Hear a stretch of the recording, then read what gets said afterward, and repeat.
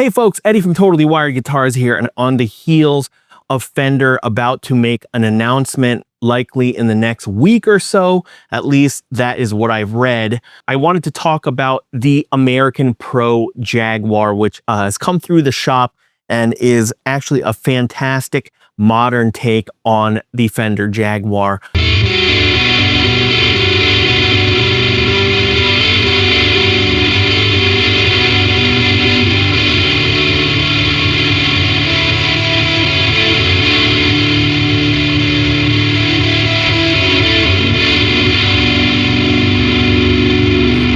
Just going over a couple of specs real quick, we have got alder bodies on these guys with polyurethane finishes. The neck is more of a kind of satin polyurethane finish rather than super glossy that you will find on other models. It has two V-Mod Jaguar pickups, which are quite a bit hotter in output than traditional, pure vintage 65 Jaguar pickups. This one also features a 9.5-inch radius with narrow tall frets and a modern C-shape neck. They come in both maple fretboard as well as rosewood variants.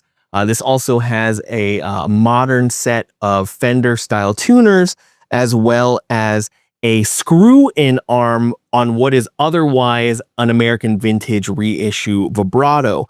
The switching on the American Pro Jaguar has been streamlined a bit with a four-way switch, very similar to the Johnny Marr model, where you have your bridge position, then your middle position, and then your neck, and then a series position, which turns both pickups essentially into a giant humbucker, like super high output and just sounds killer.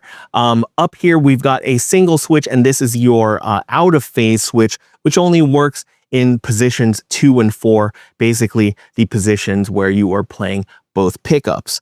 Down here, we've got our lead control circuit, which is the standard volume and tone. Unfortunately, the strangle switch, which I feel like is iconic to the Jaguar tone, is omitted here for some reason. Quick notes about the bridge here. So this is a 9.5-inch radius American Pro Jaguar bridge. This isn't the same type that's found on the Johnny Marr, which I believe is licensed by Stay Trem. Instead, this is more of a standard Mustang bridge with a 52mm string spacing, and it does come with these nylon inserts installed to keep the bridge from rocking. So just a couple quick thoughts. This isn't going to be a very long review, but I just wanted to say that I've had a number of these come through the shop and on my bench over the past couple of years, and every time I get one, I am pleasantly surprised. I am admittedly not a fan of modernized offsets, but this one just feels really, really good in hand. I can liken it to if they had made an American standard Jaguar. This is very much what it feels like to me, or even a Highway 1 Jaguar. I know that this isn't nitro, but the satin feel to the neck reminds me of that a lot. So the V-Mod pickups on these get a bad rap a lot of the times, mostly from Jaguar purists. Because Jaguars traditionally have pickups that are wound in the 6K or so range. These ones here, the bridge pickup is wound to about 9, and the neck pickup is wound to about 8. And, that's hotter, but not super hot. And I don't find them to be unplayable. If anything, they're a lot more mids on tap. They're not particularly super dark.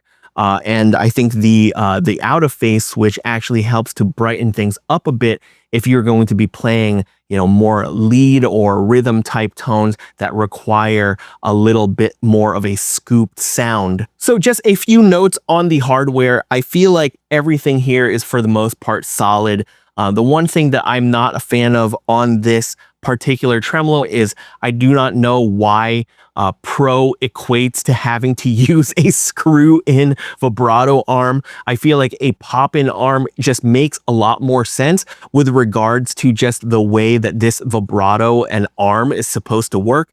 these end up getting squeaky, unfortunately, which can be fixed with just a tiny dab of Loctite Purple 222 along the side. I find that really helps to keep these things from squeaking, but they do, stay in place. This is basically the same complaints that I've had with every model that has had a screw-in vibrato arm. They are serviceable, but if it were me, I would most likely buy one of the American vintage reissue collets and arms, because it would be a drastic improvement over stock.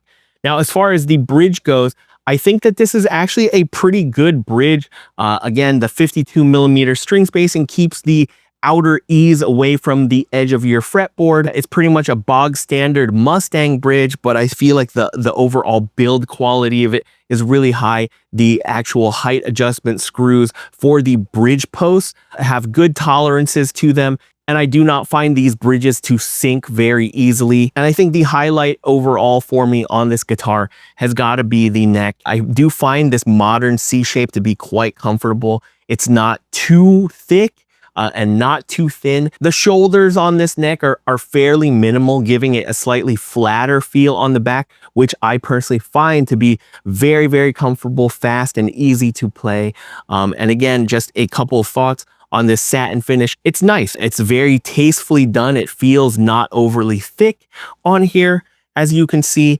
And over time, as you play it, it's definitely going to shine up a bit more, but I just overall really like the feel and specs of this thing. And though 7 1/4 radius is usually my favorite, the 9.5-inch radius with these narrow 12 frets is totally fine for me.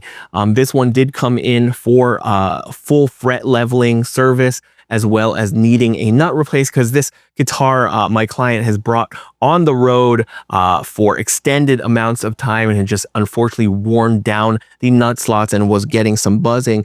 But otherwise, even as far as the quality control that I have seen on these guitars, and also basically the mod shop Jaguars are essentially the same exact thing as these with regards to the configurations that you can order. The quality is just really, really good. And I've been finding that these can be had for $1,200 or less, sometimes as cheap as $1,000 or even a little less than that. And I think for that amount of money, if you are into a modern style Jaguar, this is a fantastic guitar to buy. Now, as far as the American Pro Classic that is yet to be announced, but has been being leaked, I do see that they are coming out in some pretty awesome colors, like that faded Sherwood green and the faded shoreline gold. I really love those colors, and that alone might be worth the price of admission for some folks. All right, folks, so clean shaven but very tired Eddie here from the present. So if you haven't seen by now, the American Pro Classic Jaguar and Jazzmaster were released this week. So the details that folks had been guessing, some of them right, a lot of them wrong. The big changes that I'm seeing are the pickups. They've been changed from the V mods to the Coastline 65 pickups, which are supposed to be just like overwound pure vintage 65s. It also has changed back to the strangle switch rather than the out of phase switch.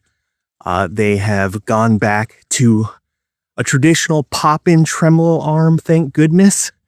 It doesn't look like it's the American vintage unit. The vibrato unit looks identical to the ones that they've been using on the Venteras.